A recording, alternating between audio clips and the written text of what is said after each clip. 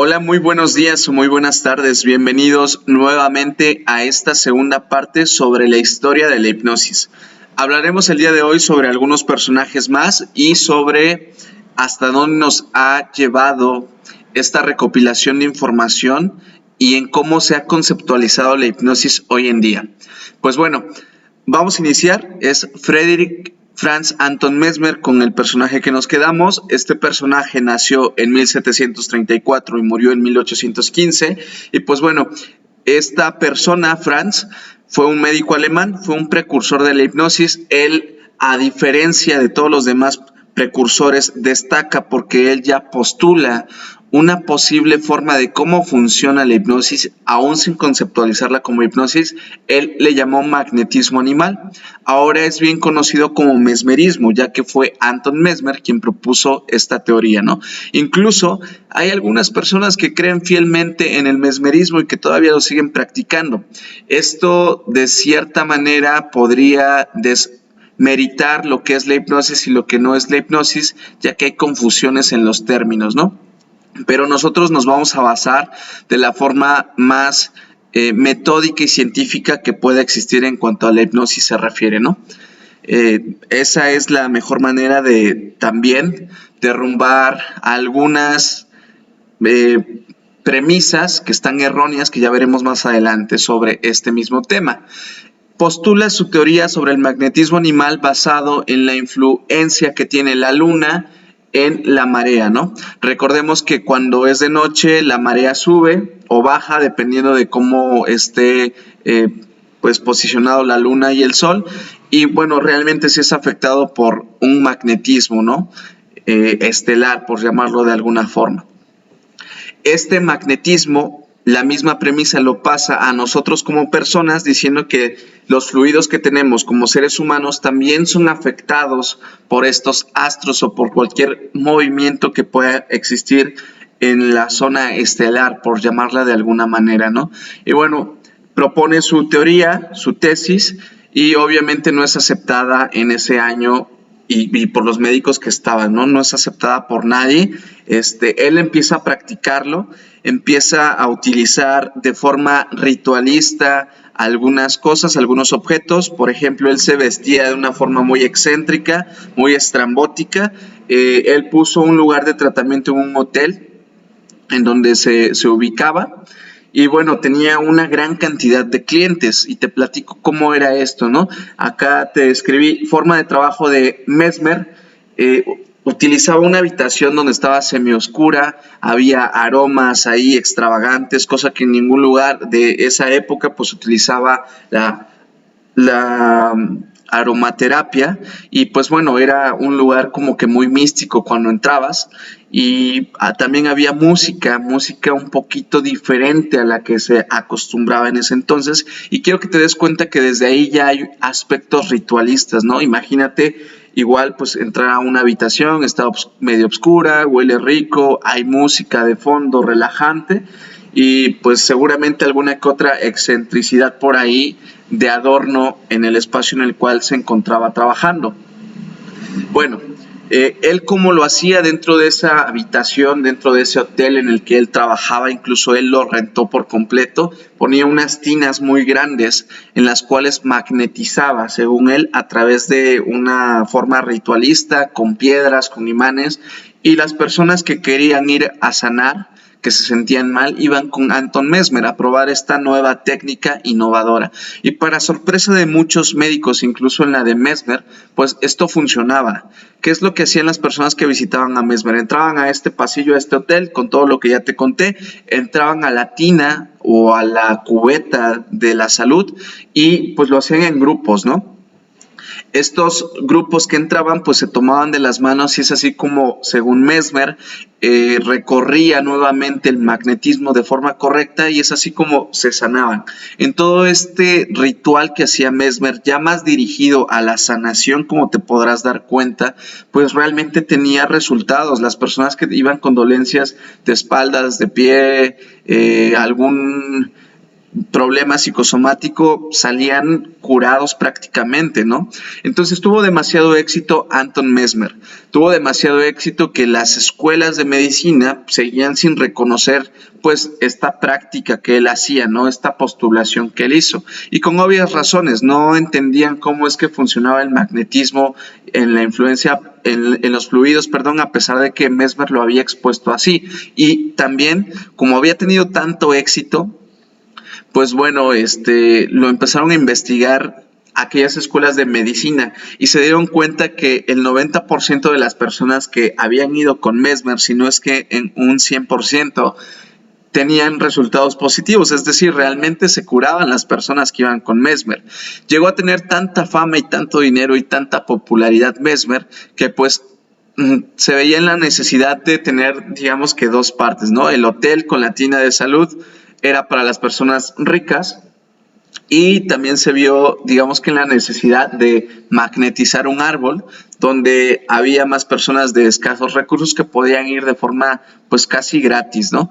Era un árbol y bueno, hay varias anécdotas sobre estas personas. Las personas que tenían dinero pues iban a la tina de sanación y pues obviamente les cobraba un monto, ¿no? Se volvió tanto una forma como de elegancia, ¿no? De el visitar a Mesmer, como el hecho de irte a tomar ahora un café a Starbucks, pues así se veía estos servicios de Mesmer, ¿no? Ya que consiguió más popularidad y con tanta eficiencia que tuvo.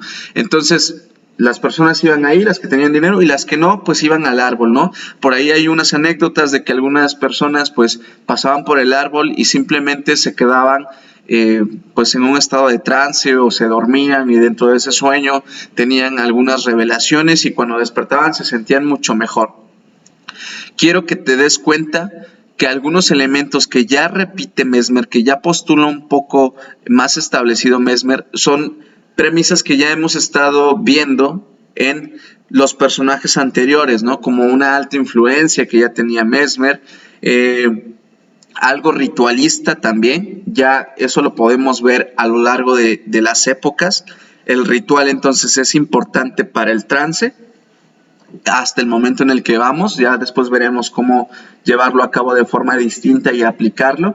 Y bueno, estos conceptos le resultaron también, los médicos ven los resultados que tiene y le proponen a Mesmer que pudiera él enseñarles cómo es que funcionaba estos elementos, cómo es que funcionaba el hecho de que el magnetismo podía curar ciertas enfermedades y Mesmer acepta.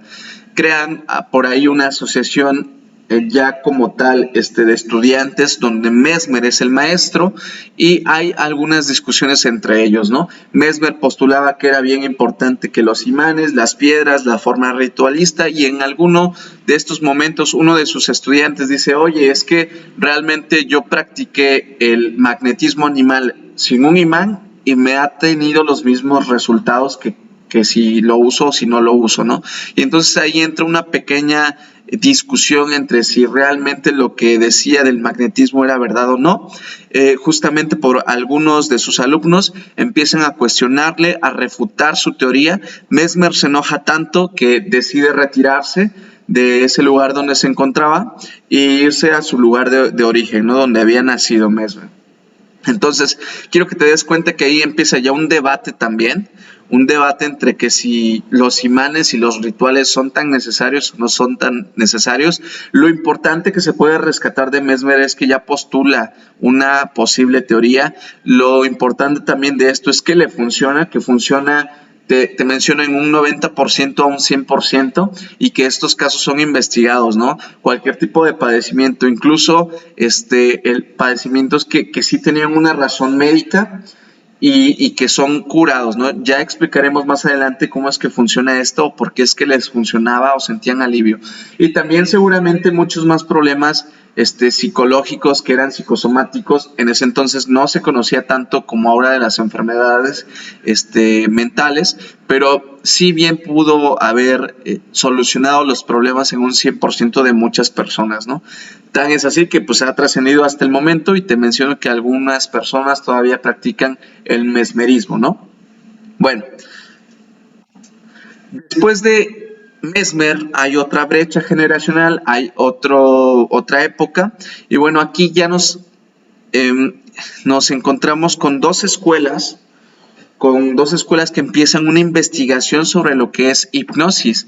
Aquí te voy a leer lo que dice: el enfrentamiento entre las dos escuelas de hipnosis, la escuela de Nancy de Verneuil contra la de Hospital de París de Charcot, ¿no? Aquí podemos ver una imagen de Charcot hipnotizando a una señora y todos los demás estudiando y viendo qué es lo que ocurre con este fenómeno. Bueno, vamos a hablar un poquito sobre Marie Bernheim. Es un personaje muy importante dentro de la historia de la hipnosis. Nace en 1837 y muere en 1919.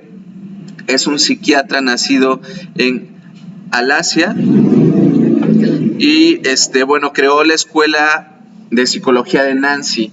Esta escuela es la pionera en estudiar la hipnosis. Aquí ya había consolidaciones más o menos de lo que era hipnosis y de lo que no era. Ya hablamos de cambios generacionales en cuanto a Mesmer a la escuela de Nancy, y también ya la hipnosis era un poquito más no vista en el campo médico todavía, porque recordemos que Mesmer fue rechazado después de que lo confrontaron porque no entendían cómo se conectaba todo aún en ese entonces, y la hipnosis después como que se fue difundiendo a cuestiones que tenían que ver con la parte de espectáculos circenses.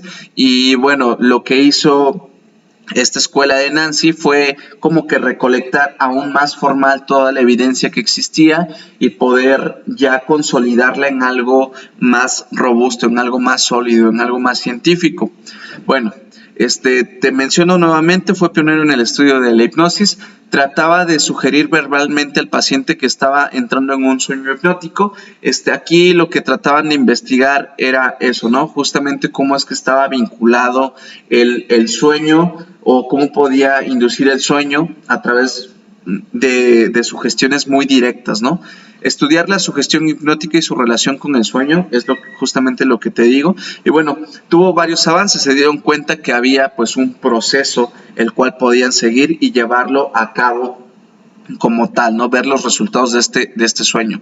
Él pretendía comprender a sus pacientes partiendo de las motivaciones de los mismos y del descubrimiento de fenómenos psicológicos provocados en estado hipnótico, principalmente en aquellos casos donde estaba presente la sugestión poshipnótica, ¿no? Aquí podemos, pues ya encontrar a lo mejor algunos estudios sobre las personas que entraban en estado de trance ya formal, ya con una hipnosis, podríamos catalogarla como clásica, como que apenas estaba descubriendo, y eran órdenes muy directas de, por ejemplo, duérmete ya, o mira este reloj, el clásico péndulo o el clásico reloj de mira este reloj y mientras lo ves, duérmete. O sea, son indicaciones muy directas, ¿no? Y bueno, este personaje, esta escuela de Nancy, investigaba justamente eso.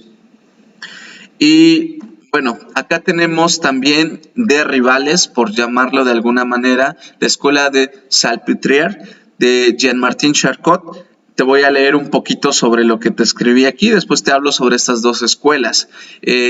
Charcot, si bien lo conocemos, es pionero en la neurología. Fue reconocido en su momento por pues todas las aportaciones en cuanto a la neurología se refería, ¿no? Entonces era tan grande sus aportaciones y sus adeptos, que pues prácticamente todo lo que decía Charcot lo consideraban como algo real, como que algo era ley, ¿no? En 1878, Charcot dirigía sus investigaciones hacia la neurología y la neuropatología. Posteriormente dedicó todos sus esfuerzos al estudio de la histeria y de los fenómenos hipnóticos. Bueno, hipnosis pasaba por 3 periodos o fases a los que Charcot llamó letargía, catalepsia y sonambulismo. Bueno, nos regresamos a este punto, mencionarte que estas dos escuelas eran rivales. Ellos dos no se podían prácticamente ni ver porque Charcot le tiraba argumentos o trataba de tirar argumentos a la escuela de Nancy, y la escuela de Nancy también tiraba argumentos de Charcot. Entonces eran rivales académicos, por llamarlo de alguna manera, ¿no? Recordemos que en ese tiempo estaba muy de moda la histeria. La histeria era más atribuida a una enfermedad que cursaban las mujeres.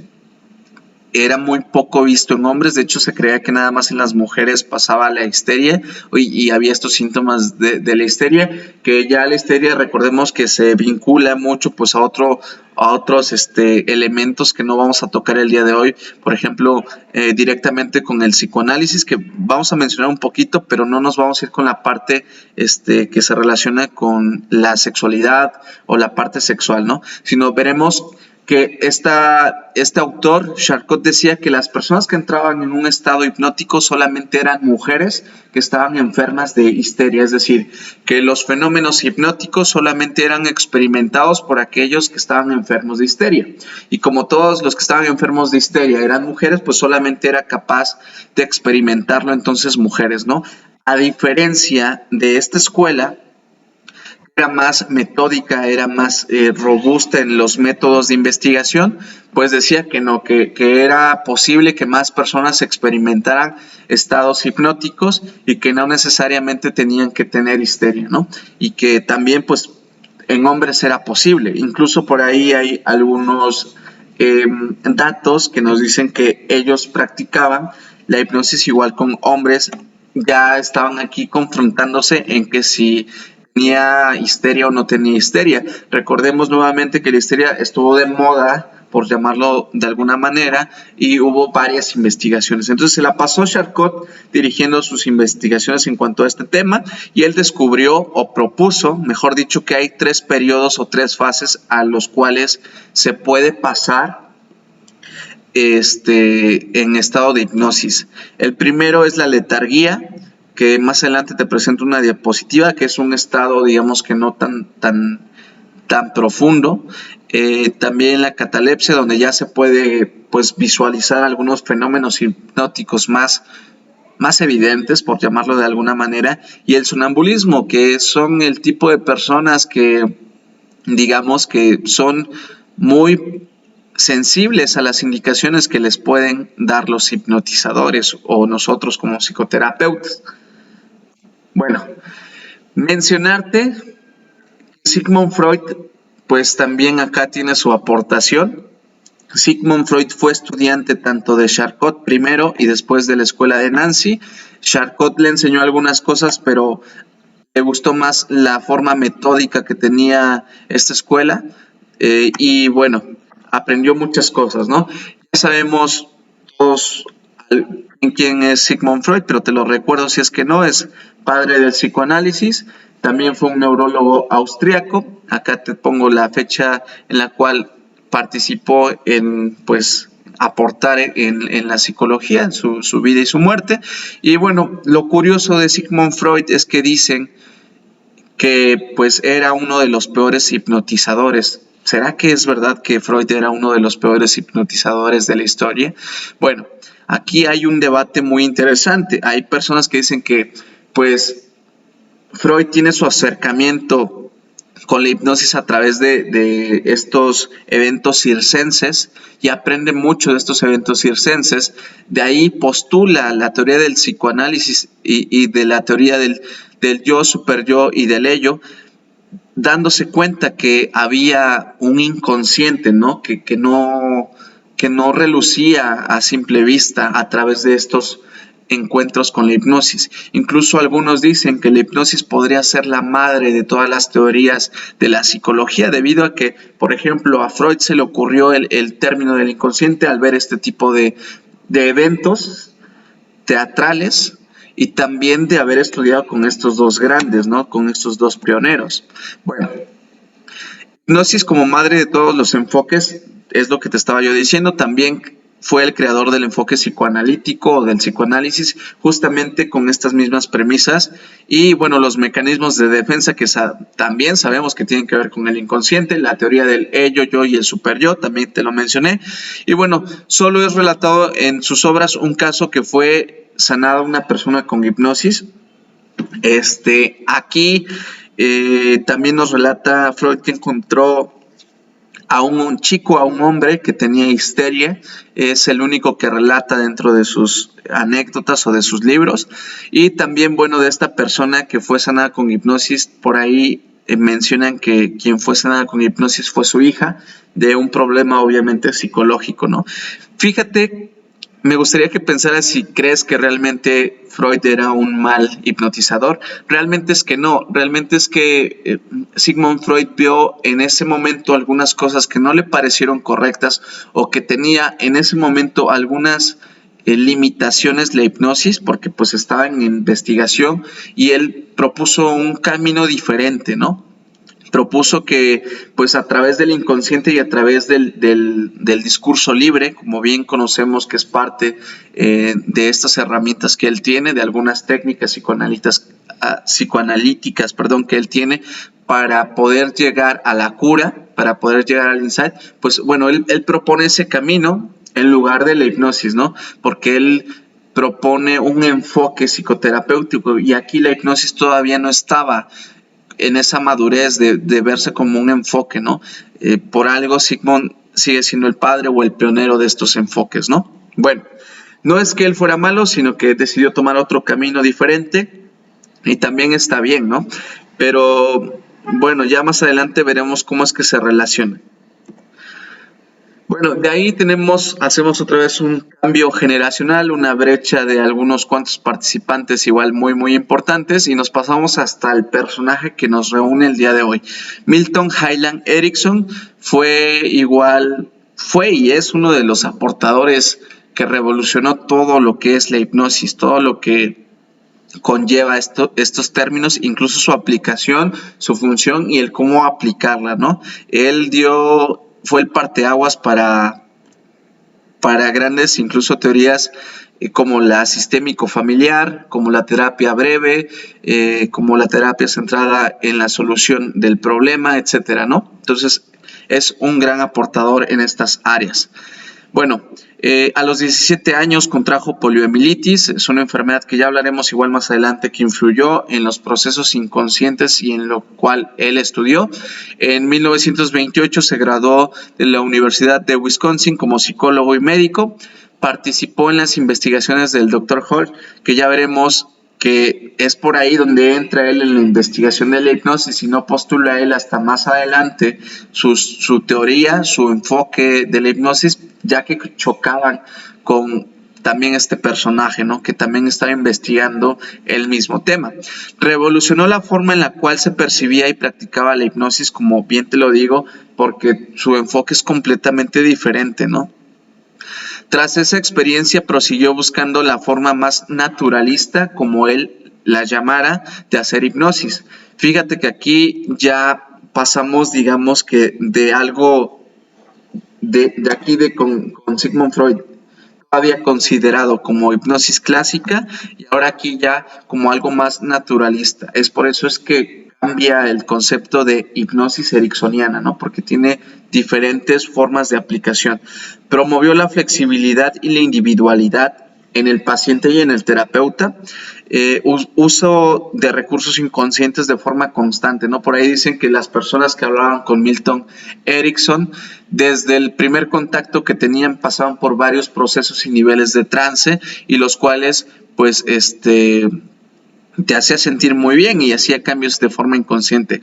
Erickson fue un clínico más que un teórico. Sus técnicas no se pueden encasillar en un protocolo preestablecido, sino que se adaptan a cada cliente o paciente y al problema que esté presente, ¿no? Prácticamente Milton Erickson hacía psicoterapia a medida del cliente, a corte del cliente, obviamente sin abandonar su propia personalidad, su propio estilo como psicoterapeuta, ¿no? Y eso es lo que aprenderemos más adelante a llevar a cabo. Bueno, más aportadores un poco más recientes o figuras de peso es Richard Bandler y John Grinder, co-creadores de la programación neurolingüística, que ya veremos que tiene igual una ramificación en la hipnosis. Uno de sus alumnos directos de Milton Erickson, Jeffrey Sachs, que es un personaje que sigue vigente, y bueno, Jay Haley con terapia breve, con algunos libros también bien importantes. Virginia Satir también aprendió de Milton Erickson. aquí todos ellos tienen pues grandes vínculos, ¿no? Igual Battenson por ahí nos aportó muchísimo y Ernest Rossi también nos aporta muchísimo estos elementos de hipnosis, ¿no? Que ya veremos más adelante quiénes son estos personajes y cómo aportaron. De igual manera, algunas técnicas específicas que podremos sacar de cada uno de ellos. Y pues bueno, son personajes que destacan sobre los demás. Entonces, ya para concluir, vamos a dar un pequeño resumen. Vamos a ver, pues, en forma de esquema esto de la historia de la hipnosis. Aquí de este lado izquierdo te pongo etapas históricas de la hipnosis y del lado derecho vamos a ver la descripción breve de las épocas. Tenemos una época mágico-religiosa, que es lo primero que veíamos con los rituales, con los chamanes, visto como magia, como aquel matriarcado de las, pues, la anciana más sabia, del anciano más sabio, que curaba a través de báculos, de orar, etcétera, todavía visto como mágico. Y ya después nos pasamos también a la parte religiosa, con lo que vimos sobre los milagros, cómo podrían ser explicados. Y bueno, aquí te voy a leer la descripción. Destacan el chamanismo, la magia, las creencias religiosas y la mitología. Se utilizaba la fuerza de la palabra como poder terapéutico y, por supuesto, el miedo y respeto que se le tenía tanto a quien profesaba la hipnosis como a la religión. Mandatos enérgicos, mirada fijamente sostenida, gestos expresivos y teatrales, ¿no? Recordemos aquí también algunas personas como padres o sacerdotes que estaban en una jerarquía alta. Después tenemos la época fluídica o magnética, destacada obviamente por el magnetismo animal. Destacó por una energía específica, el denominado magnetismo animal, la existencia de fluidos energéticos, fuerzas de los astros, con la idea de un poder magnético curativo de los astros y magnéticos, ¿no? Aquí destaca Anton Mesmer, que ya te dejaré una lectura sobre él complementaria. Y bueno, también tenemos la época sugestiva, ya donde están estas dos escuelas investigando, donde aparece Freud, donde ya pues más adelante hay más aportadores, hay una revolución conceptual, un reconocimiento también a nivel científico, a nivel médico, a nivel clínico, y que ya iremos descubriendo más adelante, ¿no? Bueno, es la época sugestiva, se vuelve a recuperar la palabra como poder terapéutico, busca también la unicidad y la dualidad mente-cuerpo, es decir, qué tanto puede ser afectado tanto la mente con el cuerpo y qué tanto puede ser sanado también. Sería la consagración de la hipnosis científica, donde se tienen en cuenta los factores de las nuevas hipnosis. Ya veremos cómo estos conceptos de las nuevas hipnosis se relacionan desde pues el inicio de estas etapas históricas hasta el punto en el cual nos encontramos. Quiero que veas que en cualquier ciencia, en cualquier práctica psicoterapéutica, pues puede haber estos cambios, estos avances, ¿no? Sobre que existía un concepto, se cambia a otro concepto y así van cambiando. Y es justamente en estas evoluciones históricas donde se ha complicado un poquito la difusión científica de lo que es hipnosis y no es hipnosis. Pero todos estos elementos en los cuales fueron evolucionando fueron necesarios para que nosotros llegáramos a este punto en el cual nos encontramos, de entender mejor los procesos con un método científico, con un método que se puede replicar, repetir y observar, ¿no? Es decir, aquí ya es considerado como una ciencia en esta época. Actualmente la hipnosis pues goza de buena salud, de buena reputación científica, siempre y cuando conozcamos de qué va esta ciencia, de cómo se aplica y cómo funciona. Por ahí hay algunas personas, incluso colegas, que no creen en esta parte de la hipnosis porque no la conocen, ¿no? Porque no conocen todo el método, toda la historia. Y bueno, afortunadamente tú que entraste en este diplomado podrás desmitificar cualquier cosa de lo que es y de lo que no es hipnosis y de cómo funciona. Y también demostraremos cómo es que forma parte del gremio científico. Y aquellas personas que opinan lo contrario es porque desconocen del tema, ¿no? Bueno, pues hasta aquí con esta segunda parte histórica de la hipnosis. Voy a dejar algunas lecturas complementarias y algunos audios para que puedas escucharlo y nos vemos en la siguiente lección. Cualquier cosa, quedo al pendiente en la plataforma o por medio de WhatsApp. Gracias por tu tiempo. Excelente día.